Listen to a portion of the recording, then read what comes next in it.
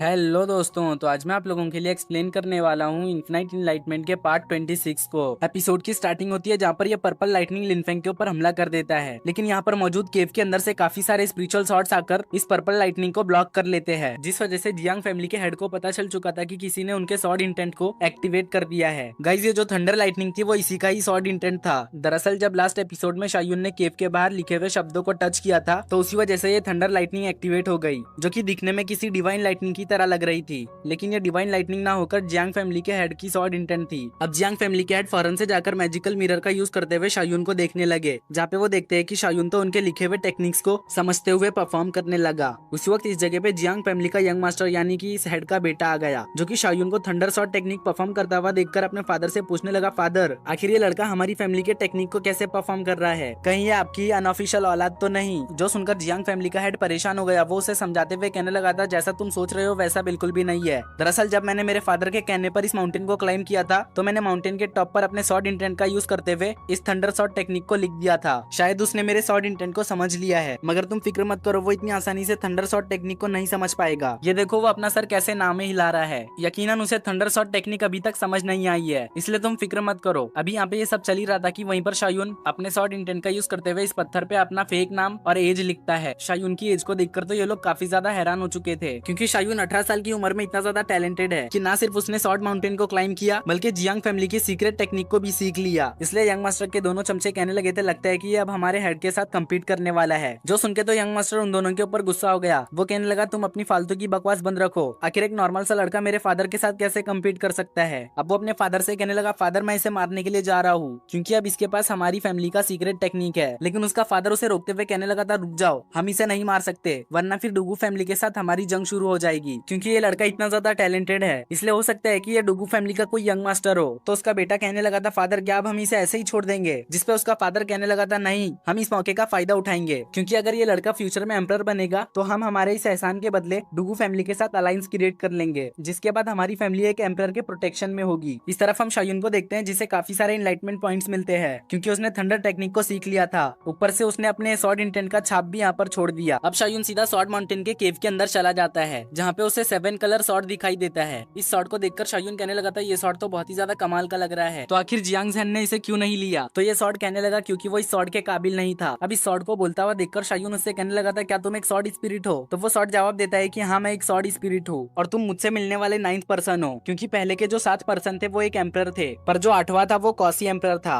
लेकिन फिर भी वो हर जगह ढिंडोरा पीटते फिरता है कि वो एक रियल एम्परर है। जो सुनकर शायून समझ जाता है कि ये जियांग ज़ान की बात कर रहा है। अब शायून सॉर्ड स्पिरिट से पूछने लगा था, जब तुम्हें लेने के लिए यहाँ पर 7 एम्परर्स आए थे तो आखिर तुम उसके साथ गए क्यों नहीं। तो सॉर्ड स्पिरिट कहने लगा, क्योंकि वो लोग मेरी फुल स्ट्रेंथ का यूज नहीं कर सकते थे, वो लोग बस मेरी कुछ लिमिटेड पावर्स का ही यूज कर सकते थे। लेकिन तुम्हें देखकर लगता है कि तुम मेरे लिए बिल्कुल परफेक्ट हो। मुझे यकीन है कि तुम जरूरी मेरी फुल पावर का यूज कर पाओगे, क्योंकि मुझे तुम्हारी आंखों में वो चमक दिखती है जो कि बाकियों में नहीं दिखी। जो सुन के शायून सॉर्ड स्पिरिट से कहने लगा, अगर ऐसा है तो फिर चलो मैं तुम्हें अभी आजाद करा देता हूँ। लेकिन ये सॉर्ड स्पिरिट शायून को रोकते हुए कहने लगा था, रुक जाओ, मेरी कुछ शर्तें हैं जिनको पूरा करने के बाद ही तुम मुझे यहाँ से लेकर जा पाओगे। सॉर्ड स्पिरिट की बात सुनकर शायून उससे कहने लगा, चलो फिर बताओ तुम्हारी क्या शर्तें हैं। तो सॉर्ड स्पिरिट कहने लगा, पहला तो ये कि तुम मुझे 7 कलर सॉर्ड कहकर पुकारोगे, और दूसरा ये कि मुझे हासिल करने से पहले तुम्हें 7 सॉर्ड इंटेंट को कलेक्ट करना होगा। जो सुन के शायून उससे पूछने लगा कि आखिर उन सॉर्ड इंटेंट का नाम क्या है। तो वो कहने लगा, ये सब तो तुम्हें खुद ही पता करना होगा, इसमें मैं तुम्हारी कोई भी मदद नहीं कर सकता। जो सुन के शायून यहाँ से जाने लगा, और वहीं पे ये सॉर्ड स्पिरिट अपनी दुख दास्तान सुनाते हुए कहने लगा था, मैं यहाँ पर सदियों से कैद हूँ, जिस वजह से मैं किसी से भी बात नहीं कर सकता। तुम वो आखिरी लिविंग बीइंग हो जिससे मैंने अभी बात किया। सच में तुमसे बात कर मुझे बहुत अच्छा लग रहा है। तुम मुझे एक भले इंसान मालूम होते हो, इसलिए मुझे यकीन है कि तुम ही हो जो मुझे यहाँ से आजाद करा सकते हो, क्योंकि वो जियांग ज़ान तो एक नंबर का कमीना है। वो तो जब से यहाँ से गया है तब से एक मर्तबा भी मुझसे मिलने नहीं आया। अभी वो ये सब कहते हुए शायून को आवाज लगाने लगा। जब शायून उसे कोई भी जवाब नहीं देता तो वो डरते हुए कहने लगा था, आखिर तुम कहाँ पे चले गए, तुम कुछ बोल क्यों नहीं रहे हो। मुझे इस अकेलेपन से बहुत ही ज्यादा डर लगता है, इस वजह से तुम यहाँ से मत जाओ। गाइस, अभी के लिए सॉर्ड स्पिरिट ये सब यहाँ पे कह ही रहा था कि हम वहाँ पर शायून को देखते हैं, जो कि मजे से यहाँ से जाते हुए कहने लगा था, ये 7 कलर सॉर्ड स्पिरिट तो बहुत ही ज्यादा पकाऊ है। शायद इसकी बकबक सुनकर बाकी के जो लोग आए थे यहाँ पर वो इसे यहाँ से लेकर जाने से मना कर दिए। ये सब कहते हुए शायून माउंटेन से नीचे आ गया, जहाँ पे किन मिंग्यू शायून का कब से इंतजार कर रही थी। जो देखकर शायून कहने लगा था, पूरे आधे महीने बीत चुके हैं मगर फिर भी तुम यहाँ से गए नहीं। तो ब्रदर वो कहने लगा था, वो इसलिए क्योंकि मैं तुम्हें बाईपेंग का मैसेज देना चाहता था। वो सॉर्ड सिटी के अरीना में तुमसे फाइट करने के लिए तुम्हारा इंतजार कर रहा है। साथ ही साथ उसने इस बात को हर जगह पर फैला दिया है, इसलिए काफी सारे लोग उस जगह पर तुम्हारी फाइट को देखने के लिए आएंगे। जिसपे शायून कहने लगा था, मुझे उससे फाइट करने में कोई भी इंटरेस्ट नहीं। जिसपे ब्रदर वो यानी कि किन मिंग्यू कहने लगी थी, अगर तुम उससे फाइट नहीं करोगे तो लोगों को लगेगा कि तुम एक नंबर के डरपोक हो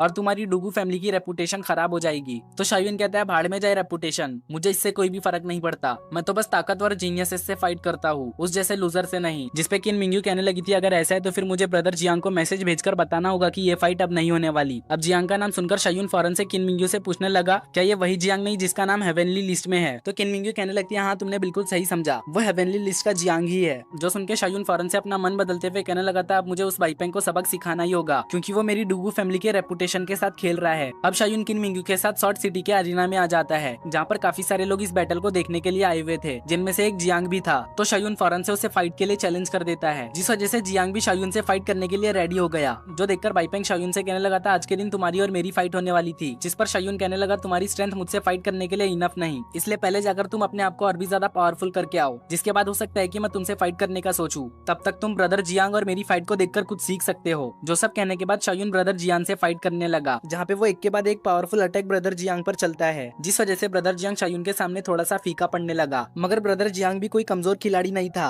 वो एक के बाद एक करके शायून के सभी अटैक्स को डॉज कर लेता है। साथ ही वो शायून से कहता है कि तुम सच में बहुत ही ज्यादा पावरफुल हो, तुम्हारी स्वॉर्डमैनशिप परफेक्शन तक आ चुकी है। जिस पे शायून अपने स्वॉर्ड के आईसी पावर को एक्टिवेट करते हुए कहने लगा था इस मर्तबा मैं तुम्हें बिल्कुल भी चांस नहीं देने वाला, इसलिए थोड़ा संभल के। जो कहने के बाद शायून काफी सारे आइस स्पाइक से ब्रदर जियान के ऊपर हमला कर देता है, लेकिन ब्रदर जियान वक्त रहते ही शायून के अटैक से बच जाता है और अचानक में शायून के पीछे आकर उसके ऊपर हमला करने लगा। लेकिन शायून वक्त रहते ही उसकी इस चाल को समझ गया, इसलिए वो फौरन से उसके अटैक को डॉज करते हुए उसके साथ क्लोज कॉम्बैट फाइट करने लगा। जो देखकर बाइपेंग कहने लगा था शायून तो मेरी सोच से भी ज्यादा पावरफुल निकला। वहीं पे किन मिंग्यू जियानसेन से सवाल करते हुए पूछने लगी थी मुझे ऐसा क्यों लग रहा है कि ब्रदर जियांग और डुगू जियान की बॉडी मूवमेंट टेक्निक सेम है। तो जियानसेन अपना मुंह छुपाते हुए कहने लगा था नहीं तो मुझे तो इन दोनों के बॉडी मूवमेंट में कोई भी सेम चीज नहीं दिख रही। उसके ये कहते ही हमें दोबारा से जियांग और शायून के फाइट को दिखाया जाता है, जहाँ पर जियांग शायून के थंडर स्टेप टेक्निक को देखकर कहने लगा था इसने तो थंडर स्टेप टेक्निक को मुझसे भी बेहतरीन तरीके से मास्टर किया है, वो भी इतने कम समय में। जो सब कहने के बाद वो शायून को पीछे धकेलने में कामयाब हो गया। तो शायून मुस्कुराते हुए थंडर गॉड स्लैश अटैक को रेडी करते हुए कहने लगा था ब्रदर जियांग अब मैं तुम पर अपना फाइनल अटैक करने वाला हूँ, इस वजह से तुम भी अपना पूरा जोर लगा देना। शायून को थंडर गॉड स्लैश टेक्निक का यूज करते हुए देखकर जियांग के साथ साथ जियांगसेन भी हैरान हो गया, क्योंकि ये टेक्निक उनके क्लैन की थी। अब शायून के इस अटैक को रोकने के लिए जियांग अपनी पूरी कोशिश करता है, मगर वो शायून के इस अटैक को रोक नहीं पाता और घायल हो जाता है। तो फौरन से जियांगसेन जाकर उसे संभालने लगा। अब जियांग शायून से कहने लगा ब्रदर मुझ पर रहम दिखाने के लिए आपका शुक्रिया, जिसपे शायून कहने लगा मैं यहाँ पर किसी को भी मारने के लिए नहीं आया हूँ, इस वजह से तुम्हें ऐसा बोलने की जरूरत नहीं। जो कहने के बाद शायून यहाँ से जाने लगा, लेकिन उसी वक्त शायून के पीछे से बाइपेंग उसके ऊपर अपने होली शॉट से हमला कर देता है। जो देखकर किन मिंग्यू शायून के लिए परेशान हो गई, लेकिन वक्त रहते ही शायून अपने गोल्डन स्टार टेक्निक का यूज करते हुए बहुत ही आसानी से बाइपेंग के इस अटैक को नष्ट कर देता है। साथ ही वो उसे बुरी तरह से घायल भी कर देता है, लेकिन फिर भी बाइपेंग का होली शॉट शायून के ऊपर अटैक करने के लिए चला गया, लेकिन शायून उसे पकड़कर अपने पास रख लेता है। जिसके बाद वो बाइपेंग को मारने के लिए जाने लगा। तो बाइपेंग उसे धमकाते हुए कहने लगा था अगर तुमने मुझे मारा तो मेरे फादर तुम्हें जिंदा नहीं छोड़ेंगे, क्योंकि मेरे फादर ना सिर्फ बाई फैमिली के हेड है बल्कि इस सिटी के लॉर्ड भी है। तो शायून कहने लगा भाड़ में जाए तू और तेरा बाप, मुझ पर पीठ पीछे अटैक करके तूने खुद के पैर पे ही कुल्हाड़ी मार लिया है। जो कहने के बाद शायून अपने शॉट से उसके ऊपर हमला करने जाने लगा, लेकिन उसी वक्त बाइपेंग का फादर आके अपने बेटे को बचा लेता है और शायून को पीछे कर देता है। साथ ही वो अपने शॉट से शायून के ऊपर हमला करते हुए कहने लगा था लड़के आखिर तेरी हिम्मत कैसे भी मेरे बेटे पे जानलेवा हमला करने की। अब इससे पहले कि सिटी लॉर्ड का हमला शायून को लगता, उसी वक्त शायून के आगे एक बैरियर बन गया। तभी आसमान में भी बहुत ही तेज बिजलियां कड़कने लगी। गाइस ये सब थंडर एम्परर का कमाल था। अब थंडर एम्परर सिटी लॉर्ड से कहने लगे थे बेशरम कहीं के, क्या तुम्हें शर्म नहीं आता दो बच्चों के फाइट में इंटरफेयर करते हुए। जो सुनकर सिटी लॉर्ड बहुत ही एटीट्यूड से कहता है तुम जो कोई भी हो यहाँ से चले जाओ और मेरे मामले में टांग मत अड़ाओ, वरना फिर मुझे रूड होने पर ब्लेम ना करना।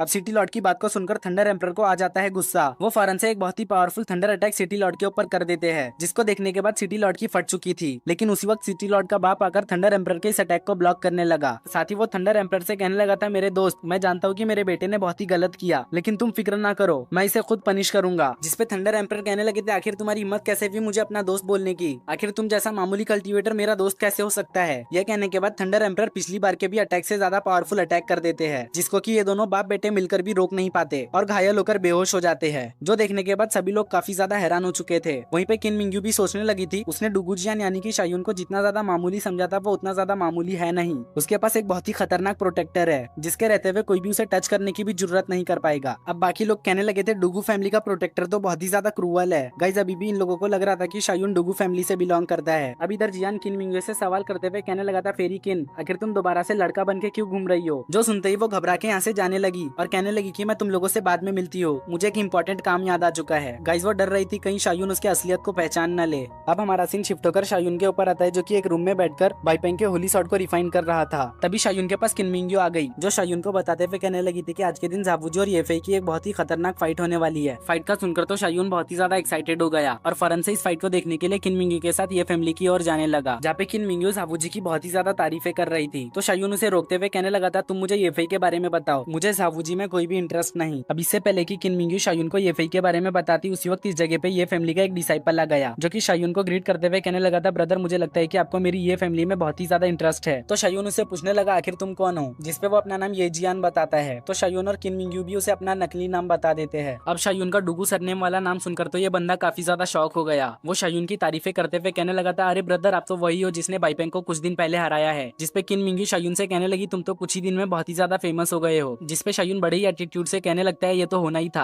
आखिर मैं इतना ज्यादा पावरफुल जो हूँ। उस वक्त येजियान किन मिंग्यू और शायून को टियांडी टावर में इन्वाइट करता है। टियांडी टावर का सुनकर तो शायून को कुछ भी समझ नहीं आता, क्योंकि टियांडी टावर के बारे में उसे कुछ भी पता नहीं था। तो किन मिंग्यू उसे टियांडी टावर के बारे में सभी चीजें बताने लगी। वो कहने लगी कि टियांडी टावर ऐसी जगह है जहाँ पर काफी सारे जीनियसेस जमा होते हैं, क्योंकि इस टावर को खास तौर पर जीनियसेस को एंटरटेन करने के लिए ही बनाया गया है। अब जैसे ही शायून ये सुनता है तो वो अंदर जाने के लिए काफी ज्यादा एक्साइटेड हो गया। जिसके बाद येजियान शायून और किन मिंग्यू को टियांडी टावर में एक बंदे से मिलाता है, जो कि वांजियान विला का होली सन था। जैसे ही येजियान और ये बंदा आपस में मिलते हैं तो ये बंदा येजियान को अपना वाइन ऑफर करता है, जिसमें कि उसने अपना स्वॉर्ड इंटेंट लगाया हुआ था। तो किन मिंग्यू उसे इन सब चीजों के बारे में बताने लगी। वो कहने लगी, जब दो स्वॉर्ड कल्टीवेटर एक साथ मिलते हैं तो वो एक दूसरे की पावर्स को चेक करने के लिए इसी तरह की टेक्निक्स को यूज करते हैं। अब यही जियान भी वांजियान विला के होली सन को अपना स्वॉर्ड इंटेंट वाला वाइन ऑफर करता है। तो होली सन भी येजियान के कप को पकड़ते हुए उसके अंदर के वाइन को पी लेता है और येजियान की तारीफ करते हुए कहने लगा था, तुम्हारी स्वॉर्ड इंटेंट तो सच में काफी ज्यादा कमाल की है, इवन कि मुझे भी इसे संभालने में काफी ज्यादा दिक्कत हुई। इनके इस तरीके को देखकर शायून कहने लगा था, ये तो सच में काफी ज्यादा इंटरेस्टिंग थिंग है। जिसपे येजियान शायून से कहने लगा था, ब्रदर क्या आप भी इसे ट्राई करना चाहोगे। तो शायून कहता है, ऑफ कोर्स मैं इसे ट्राई करना चाहूंगा। अब सबसे पहले येजियान शायून और वांजियान पवेलियन के होली सन से एक दूसरे को मिलवाता है, जहाँ पे वो होली सन का नाम शायून को आव वुशेन बताता है। तो आव वुशेन और शायून एक दूसरे को ग्रीट करते हैं। अब आव वुशेन शायून की तरफ स्वॉर्ड इंटेंट वाला एक कप थ्रो करते हुए कहने लगा था, ये मेरी तरफ से आपके लिए वेलकम टोस्ट है। तो शायून बिना हिचकिचाए उस कप को पकड़ लेता है और सीधा उसके अंदर के ड्रिंक को पी जाता है, जो देखकर तो आव वुशेन काफी ज्यादा हैरान हो गया, क्योंकि उसके स्वॉर्ड इंटेंट की वजह से तो शायून को कुछ भी नहीं हुआ था। उसने तो बहुत ही आसानी से आव वुशेन के स्वॉर्ड इंटेंट को सप्रेस कर दिया, जिस वजह से अब आव वुशेन भी शायून से इम्प्रेस हो गया। वो समझ चुका था कि शायून की स्वॉर्ड इंटेंट उससे सुपीरियर है, इसलिए वो शायून को अपने वांजियान विला का जेट टोकन देते हुए कहने लगा था, 1 महीने बाद वांजियान विला में स्वॉर्ड कंपटीशन है, जिसमें कि मैं भी हिस्सा लेने वाला हूँ, इसलिए मैं चाहता हूँ कि ब्रदर डुगू आप भी वहाँ पर आए। तो शायून भी उसके जेट टोकन को एक्सेप्ट करते हुए कहने लगा था, तुम फिक्र मत करो, मैं जरूर उस कंपटीशन में आऊंगा। अब हमारा सीन शिफ्ट होकर ये फैमिली के स्पेशल अरीना पे आता है, जहाँ पर ये लोग ज़ावूजी की फाइट को देखने के लिए आ गए। अब आवुशन येजियान से सवाल करते हुए कहने लगा था, ब्रदर क्या तुम मुझे बता सकते हो कि ज़ावूजी और येफेई की फाइट यहाँ पर क्यों होने वाली है, क्या इसमें कोई छुपा मकसद है। गाइस वो ऐसा इसलिए पूछ रहा था क्योंकि ये अरीना कोई मामूली अरीना नहीं था, जिसके बारे में आप थोड़ी देर में ही जान जाओगे।